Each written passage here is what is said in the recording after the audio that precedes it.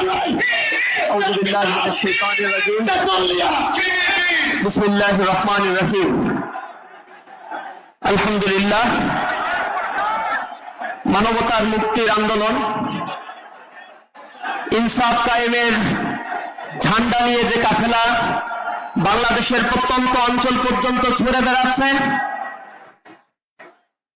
বাংলাদেশ জামাত ইসলামী দিনাজপুর জেলা শাখার উদ্যোগে আয়োজিত আজকের এই সুবিশাল জনসমাবেশের প্রধান অতিথি হিসেবে আমাদের মাঝে উপস্থিত হয়েছেন বিশ্ব ইসলামী আন্দোলনের অন্যতম প্রাণপুরুষ, বাংলাদেশের আপামর জনতার নয়নের মণি, মানবিক নেতা, বাংলাদেশ জামাত ইসলামীর সংগ্রামী আমির ডক্টর শফিকুর রহমান, উপস্থিত বাংলাদেশ জামাত ইসলামীর কেন্দ্র এবং জেলা পর্যায়ের নেতৃবৃন্দ, ইসলামী ছাত্র শিবিরের জেলা শাখার নেতৃবৃন্দ, উপস্থিত প্রিয় সাংবাদিক বন্ধুগণ, আইন শৃঙ্খলায় নিয়োজিত সদস্যবৃন্দ, আজকের প্রোগ্রামের সংগ্রামী উপস্থিতি, প্রিয় দিনাজপুরবাসী, আসসালামু আলাইকুম ওয়া রাহমাতুল্লাহি ওয়া বারাকাতুহু।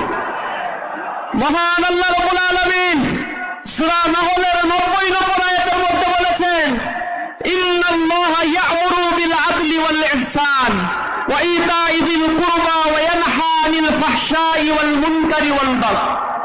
নিঃসন্দেহে আল্লাহ রাব্বুল আলামিন আমাদের নির্দেশ দিচ্ছেন ন্যায় ইনসাফ কায়েমের জন্য, নিকট আত্মীয়দের অধিকারের ব্যাপারে। আর আল্লাহ আমাদেরকে নির্দেশ করছেন সকল অশ্লীলতা বেহায়াপনা থেকে যেন আমরা নিষেধ করি এবং নিজেরা বিরত থাকি।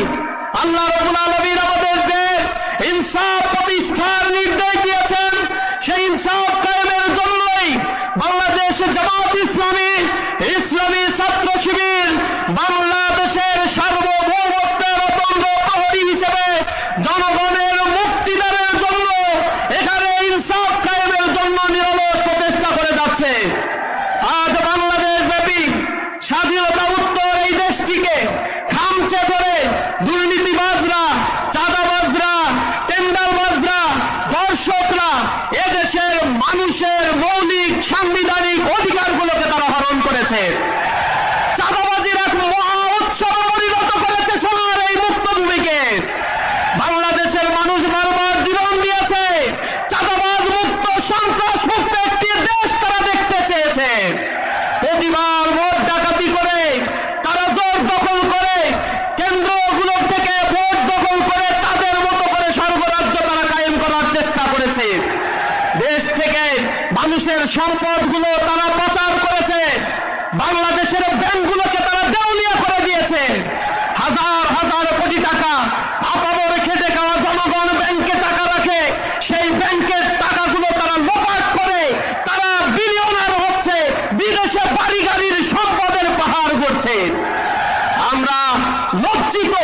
জুলাই পরবর্তী একটি ইনসাফের সমাজ আমরা দেখতে চেয়েছিলাম, কিন্তু আমরা দেখেছি একটি দল তাদের দেওয়ার মধ্যে সেই ঋণ খেলাপি যারা সম্পদ লোপাট করেছে, ব্যাংক লুটপাট করেছে, সেই ঋণ খেলাপিদের আবার পুনর্বাসনের জন্য তাদেরকে মনোনয়ন দিয়েছে। 26,000 কোটি টাকার অধিক তারা ঋণ খেলাপি নিয়ে কষ্টের সাথে সিইসি বলে অনেক কষ্ট নিয়ে তাদেরকে অনুমোদন দেওয়া হয়েছে। কার ইশারায় এই অনুমোদন দেওয়া হয়েছে? কোন শক্তি বলে এই নীতিমালা ভঙ্গ করে তাদের অনুমোদন দেওয়া হয়েছে?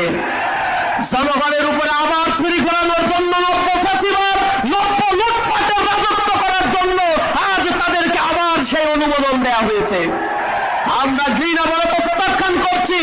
আমরা মনে করছি এই বাংলাদেশ তাদের হাতে নিরাপদ হবে, যারা এই বাংলাদেশকে গড়ে তোলার জন্য দীর্ঘদিন ধরে জুলুম নির্যাতন সহ্য করে এই মাটিকে আঁকড়ে ধরেছে, জীবন দিয়েছে, তারপরেও বাতিলের কাছে মাথা নত করে নাই। লন্ডনে গিয়া পালাই নাই, আমরা আমেরিকায় গিয়া পালানোর দরকার হয় নাই আমাদের। জেলখানায় পরে পরে আমরা আল্লাহর কাছে জনগণের জন্য দোয়া করেছি, জুলুমের শিকার হয়েছি, গুমের শিকার হয়েছি, ময়দান আমরা ছেড়ে যাই নাই। প্রিয় উপস্থিতি, জুলাইয়ের শহীদরা রক্ত দিয়েছে, এই রক্তের দাগ শুকাতে না শুকাতে এই শহীদদের রক্তের সাথে আজ গাদ্দারি করা হচ্ছে, হ্যাঁ ভোটের বিপক্ষে ক্যাম্পেইন করা হচ্ছে।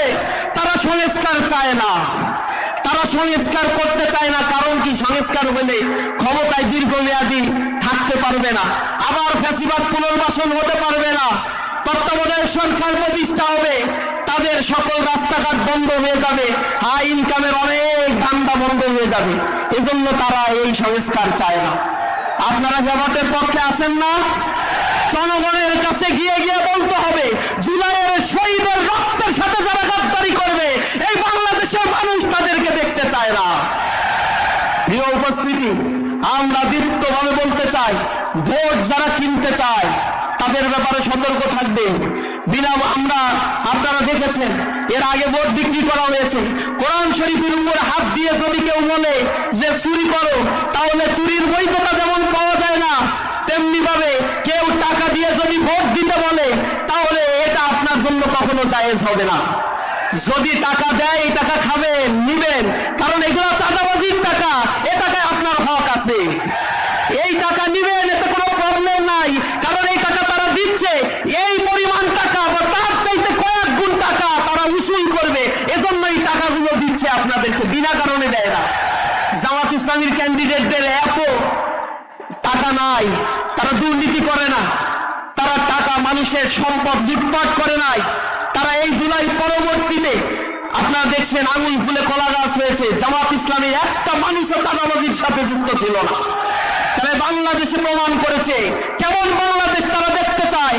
নতুন বাংলাদেশের স্লোগান এসেছে, চলো একসাথে আমরা বাংলাদেশ গড়ি, ঐক্যবদ্ধ একটি বাংলাদেশের প্রয়াস নিয়ে পুরো জাতিকে ঐক্যবদ্ধ করবো আমরা ইনশাআল্লাহ।